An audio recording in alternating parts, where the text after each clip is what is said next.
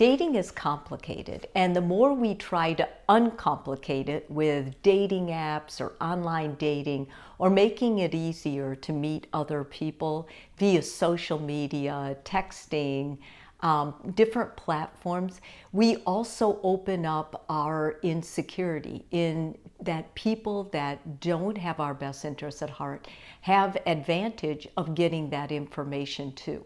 And one of the things that is going up pretty significantly, and I'm hearing a little bit more about from clients, is the idea of stalking. You can be stalked online, through dating apps, through in-person meetups, it doesn't matter. But what does matter is that you identify the behavior in a very logical, concise way.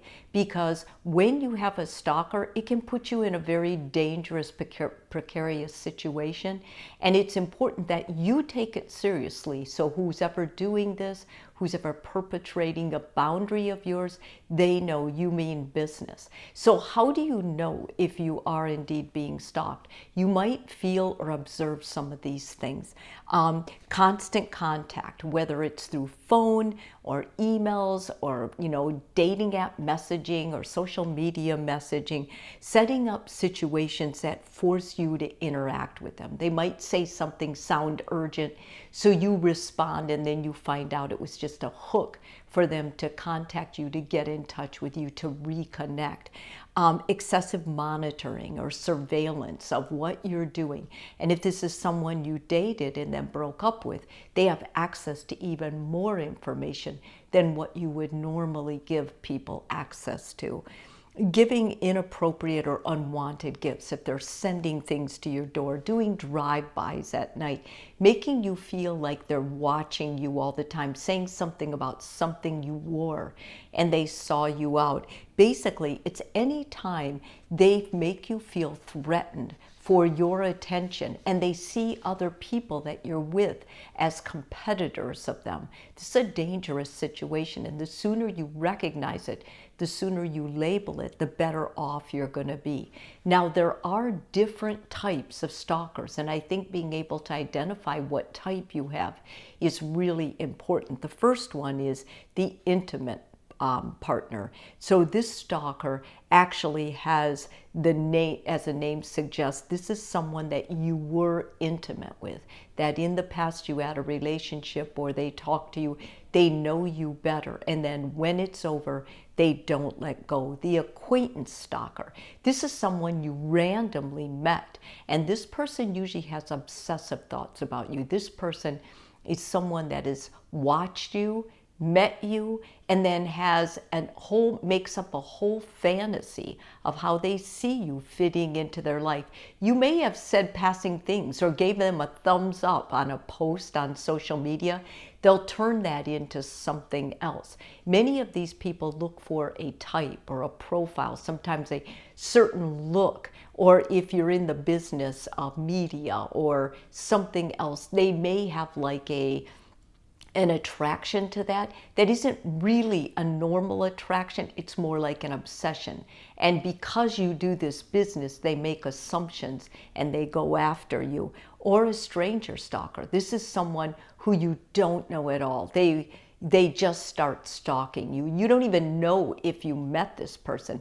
They randomly have chosen you. Could be a picture they saw in the past, could have been some activity you were involved in, but basically they don't know, you don't know them at all, but they have probably seen you or they've been watching you online or something like that.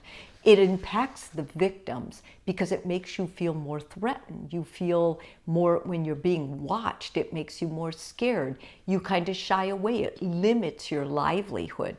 There are things you can do at this point that I think are really important.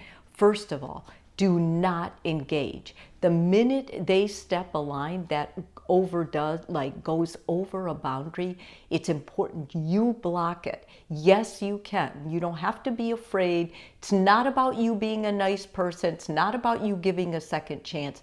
Stalkers don't get a second chance. When they violate it one time, you do what you need to do to block this person so they're no longer coming in on your channel, on your app, on your social media, or anything else. And usually they have a lot of different names, so you have to do a lot of different blocks. Secondly, make sure your home is secure. This is very important. Make sure all your locks work, that you're keeping track of that you're watching what's happening around your house. Maybe put up a couple cameras.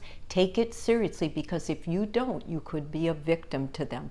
Document everything. Start a ledger, start a journal, and just say, got this email. Say what you did to protect yourself, and then after that, keep it open like a running log.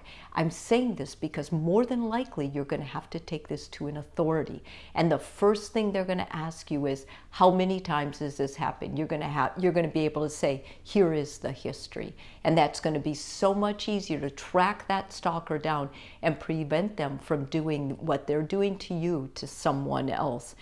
Let your friends and family know. Tell your closest friends and family what's happening. Why? Because they can help protect you. They can help be on the lookout. They have connections with authorities too. And if the more people that are close to you know about this person, the more threatening you become to the stalker. And ideally, that's what you're trying to do. Lastly, contact the police.